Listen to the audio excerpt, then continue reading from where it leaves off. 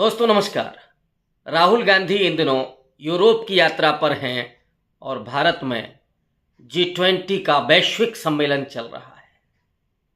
दुनिया के तमाम बड़े देशों के राष्ट्राध्यक्ष भारत में मौजूद हैं और नरेंद्र मोदी उन्हें सोने चांदी के बर्तनों में तमाम व्यंजन परोस रहे हैं। लेकिन इसी व्यंजनों की रात्रि भोज में एक ऐसे शख्स को नहीं बुलाया गया जो इस देश की सबसे पुरानी पार्टी, सबसे लंबे समय तक इस देश की सत्ता में रहने वाली पार्टी, इस देश के लोकतंत्र के निर्माण में जिसकी सबसे बड़ी भूमिका है वो पार्टी, इस देश को आजादी दिलाने में जिसकी सबसे बड़ी भूमिका है वो राजनीतिक दल, उसके अध्यक्ष हैं मल्लिकार्जुन खड़गे। दक्षिण भारत के कर्नाटक राज्य से आते हैं, दलित समुदाय से हैं। और दलित समुदाय से इसलिए कह रहा हूं क्योंकि इस देश में सबसे कमजोर जो तबका है, जिसे भारत के संविधान ने और डॉक्टर अंबेडकर ने और उस समय की पूरी संविधान सभा ने विशेष अवसर दिए उनके उत्थान के, उनके सशक्तिकरण के, और इस देश के लोकतंत्र के विकास में यह भी सुनिश्चित है कि एक बड़ा मिडिल क्लास इस तबके से उभर करके आया, जो आज अपनी बात कहने में, अपने कंसर्न सामने रखने में और अपनी लड़ाई लड़ने में भी मुस्तैद हुआ है।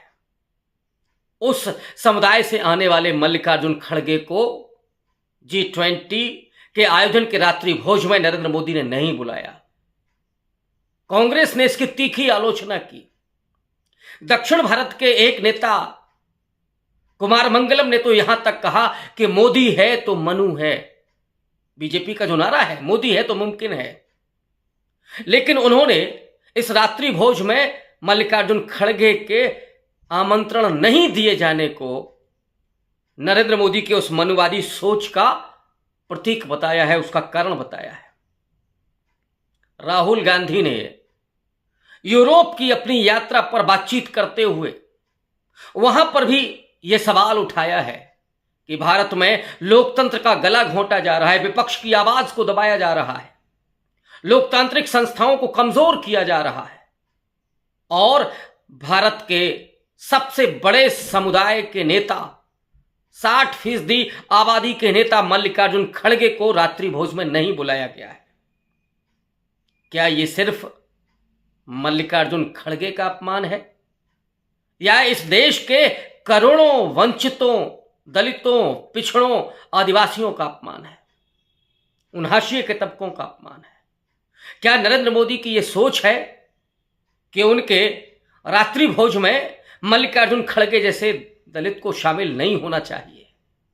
और इसकी अगर आप व्यापक रूप से व्याख्या करें तो आपको याद होगा कि नरेंद्र मोदी के हर उस आयोजन में जिसमें कभी किसी दलित या कभी किसी स्त्री के पहुंचने की जरूरत थी, उसे वहां से रोका गया।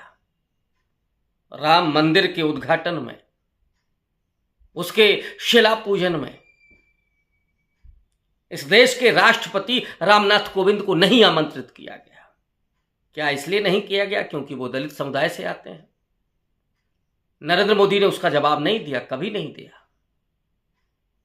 नई संसद के उद्घाटन के अवसर पर इस देश की पहली आदिवासी राष्ट्रपति श्रीमती द्रौपदी मुर्मू, उनको नहीं आमंत्रित किया गया पार्लियामेंट के उद्घाटन में। क्या ये नरेंद्र मोदी की इस मनुवादी मानसिकता का परिचायक नहीं है? और यही कारण है कि राहुल गांधी ने यूरोप से नरेंद्र मोदी पर हमला किया है और मल्लिकार्जुन खड़गे को इस देश की 60% आबादी का प्रतिनिधि बताया है, नेता बताया है। अगर ये बात इस देश के दलितों, वंचितों तक पहुंचती है और पहुंचेगी ही, तो वो इसे अपने अपमान के रूप में देखेगी। उसके स्वाभिमान को चोट करने वाली बात है ये, और इसका खामियाजा नरेंद्र मोदी को चुनावों में भुगतना पड़ेगा। क्या नरेंद्र मोदी औपचारिकता भी भूल गए हैं?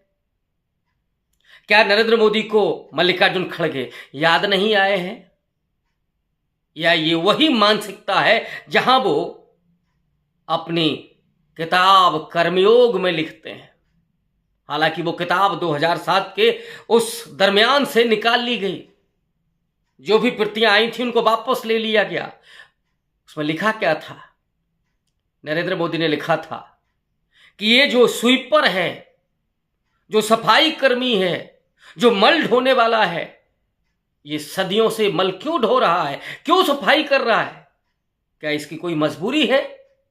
नरेंद्र मोदी कहते हैं नहीं, अगर इसकी मजबूरी होती तो ये छोड़ दिया होता। और इसलिए वो सफाई कर रहा है क्योंकि उसे सफाई करने में, मल ढोने में आध्यात्मिक सुख मिलता है। अब आप सोच सकते हैं कि इस तरह की धृष्ट मानसिकता क्या किसी देश के मुख्यमंत्री और प्रधानमंत्री की हो सकती है? जो व्यक्ति वोट की राजनीति के लिए उन सफाई कर्मियों के पैर धोता है, लेकिन वो भूल जाता है कि उसी के लोकसभा क्षेत्र में गटर में एक दलित डूब करके मर जाता है। इस देश में G20 के आयोजन पर हजारों करोड़ रुपया बहा दिया जाता है। उसका नतीजा क्या होगा ये कोई नहीं जानता अभी। नरेंद्र मोदी अपनी वैश्विक छवि बनाने में मुब्तला है इसके जरिए, और दुनिया का ये मीडिया कह रहा है नरेंद्र मोदी बहुत कुछ छिपा रहे हैं। कपड़े लगा करके स्लम्स को, गरीबी को, बदहाली को छिपा रहे हैं, लेकिन अपनी इमेज चमकाने में लगे हुए हैं। वो नरेंद्र मोदी